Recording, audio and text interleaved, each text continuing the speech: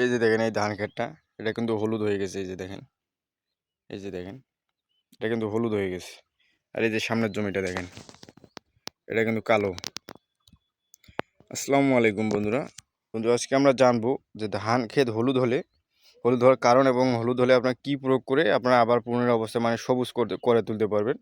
তো বন্ধুরা, এই যে ধান ক্ষেতটা দেখতেছেন, এটা কিন্তু মানে বিশেষ কারণে আর কি, মানে ছোট্ট একটা কারণে এই সমস্যাটা হয়েছে। গাছগুলো দেখেন এখনো মানে কালো হয়নি, আবার মানে গাছগুলো আবার মানে কুশিও ছাড়তেছে না বেশি।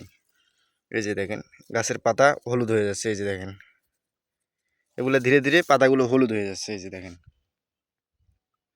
তো বন্ধুরা, এরকম সমস্যা হলে কিন্তু আপনার গাছের যে খাদ্যের ঘাটতি, সে কারণে কিন্তু এমন সমস্যাটা হয়ে থাকে। বিশেষ করে অনেকেই আর কি এই যে ধান লাগানোর প্রথম মানে 10 থেকে 15 দিনের মধ্যে যে আমরা প্রথম সারটা দিই, সেই সারটা অনেকে দেয়নি। আর এখানে যে সমস্যাটা হচ্ছে গাছটা হলুদ হওয়ার যে প্রধান কারণ, সেটা হচ্ছে যে এই গাছগুলোতে এখনও নাইট্রোজেনের ঘাটতি আছে, বলতে ইউরিয়ার মানে ঘাটতি। মানে এই জমিটাতে এখনও ইউরিয়া প্রয়োগ করা হয়নি, মূলত এখানে মনে হয় সার প্রয়োগ করা হয়ে গেছে দুই একে। এই যে দেখেন সারগুলো এখন দেখা যাচ্ছে। তো এইরকম যাদের সমস্যা আর কি জমিতে, তারা অতি দ্রুত ইউরিয়া প্রয়োগ করে দিবেন। আর যদি আপনার প্রথম সার এখনও দেননি আর কি, গাছ সেহেতু একটু মানে অনেক দিন হয়ে গেছে, তো সেক্ষেত্রে কিন্তু এমন সমস্যাটা হওয়াটাই স্বাভাবিক। তো এই ক্ষেত্রে আপনাদের যে কাজটা করতে হবে, আপনারা দিবেন বিঘা প্রতি হিসাব হচ্ছে। এই যে দেখেন গাছের পাতাগুলো যাদের এরকম বেশি মানে হলুদ হয়ে গেছে, তারা কি করবেন, ইউরিয়া দিবেন 15 কেজি। মানে 33 শতকে বিঘা মানে ইউরিয়া দিবেন 15 কেজি, সাথে দেবেন ড্যাপ 10 কেজি, এবং সাথে যদি চান আপনারা পটাশ দিতে পারেন 10 কেজি।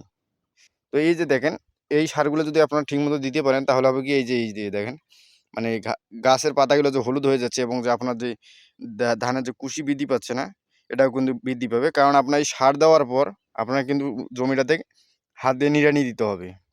নিড়ানি দেওয়ার আর একটা উপকার হচ্ছে, আপনার জমিতে যে অ্যামোনিয়া গ্যাসটা উৎপন্ন হয়, সেই গ্যাসটা উঠে যাবে এবং আপনার জমিতে বায়ু চলাচলের উপযোগী হবে, এবং এতে করে আপনার গাছের গোড়া দেখবেন যে রোদের কারণে মানে রোগমুক্ত হয়ে যাবে। তো এক্ষেত্রে যাদের জমি এরকম দেখা যাচ্ছে যে হলুদ হয়ে যাচ্ছে, তারা অবশ্যই আপনার জমিতে ইউরিয়া মানে, আপনারা যদি আগে সার প্রয়োগ করে থাকেন, তবুও দেখতেছেন যে আপনার জমি এরকম হলুদ হয়ে যাচ্ছে, সেক্ষেত্রে কিন্তু আপনার জমিতে মানে ইউরিয়া দিতে হবে, কারণ আপনার জমিতে নাইট্রোজেনের ঘাটতি দেখা দিয়েছে। তো ইউরিয়া দেওয়ার পর আপনার জমিতে দেখবেন যে ধীরে ধীরে আপনার জমিটা পরিপূর্ণ সবুজে পরিণত হয়েছে। এই যে এই জমিটা লক্ষ্য করেন, দেখেন পাতাগুলো হলুদ হয়ে গেছে, কিন্তু সামনের জমিটা দেখেন, আপনাদেরকে আমি বাস্তব প্রমাণটা দেখি। এই যে দেখেন, এই যে দেখেন এই জমিটাতে সব পাতা সবুজ হয়ে আছে। কিন্তু এইখানে দেখেন, এখানে পর্যাপ্ত সার পাওয়ার কারণে এই গাছগুলো সবুজ হয়ে আছে। কিন্তু এই যে এই গাছগুলো দেখেন পাতাগুলো হলুদ দেখা যাচ্ছে, মনে হচ্ছে পেকে পেকে যাচ্ছে, গোড়ার পাতা গোড়ার দিকে ধীরে ধীরে পাতাগুলো পেকে পেকে যাচ্ছে। কিন্তু আপনারা যদি সার না দেন, ধীরে ধীরে দেখবেন যে আপনার আকালের পাতাগুলো পর্যন্ত হলুদ হয়ে যাবে।